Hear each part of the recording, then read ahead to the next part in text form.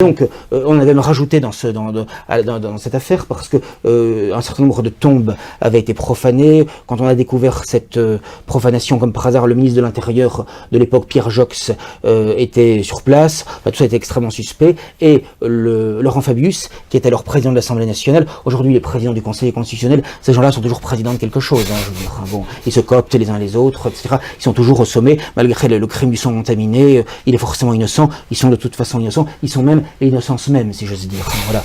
Et donc, en quelque sorte, depuis Dreyfus.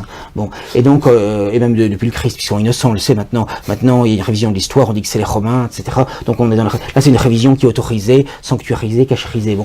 Alors, ce que je veux dire fondamentalement, s'agissant donc de ce cimetière juif à Carpentras, on a même fait croire à un moment donné, de manière mensongère, que le malheureux Félix Germont avait été empalé. Or, il n'avait pas été empalé, c'était Fabius, président de l'Assemblée nationale, qui avait dit qu'il avait été empalé, pour en rajouter dans le pathos, si j'ose dire, et ce qui avait fait dire à Jean-Marie Le Pen, qui à l'époque était vraiment à son sommet de l'art oratoire et des calembours et des formules, et qui avait dit, je cite, je le redis, c'est pour Noël, c'est gratuit, c'est cadeau. Hein. Prenez-la, je vous l'ai dit.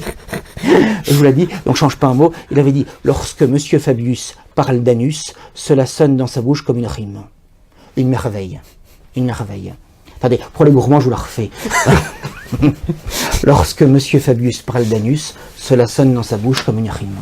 On devrait apprendre par cœur aux enfants des autres. Ah, c'est autre chose que le catéchisme loquestique, quand même. C'est de la poésie française. Ça cogne. Donc, en quelques mots, on peut être percutant. Bon, voilà.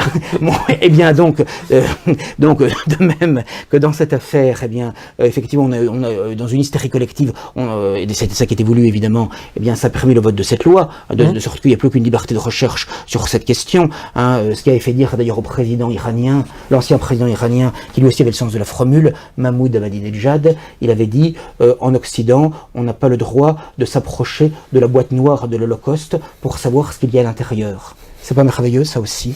Et d'ailleurs, je trouvais qu'il avait réagi de manière très habile et très pertinente et assez coquine, je dois dire, à le fait que je suis Chrali en France, etc., puisqu'on disait liberté d'expression en France, et il avait fait faire, vous savez, des caricatures...